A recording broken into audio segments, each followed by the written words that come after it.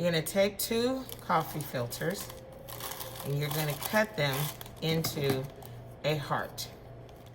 Maybe easier just to fold it over and cut a heart right in the middle of the 2 filters. Make sure you keep them together.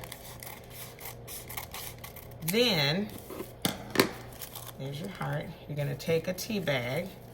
You're gonna open the tea bag. I prefer just cutting off the top. And you're gonna use this tea to eventually fill up your heart. Oh.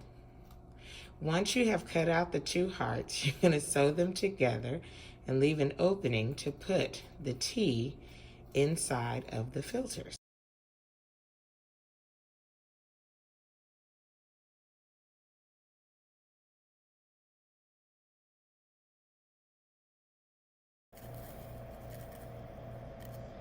Try to pour all of the tea into the opening of the heart.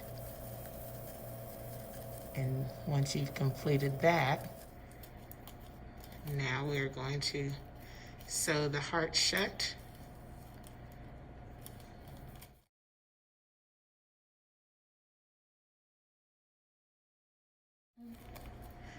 And there is our tea bag heart.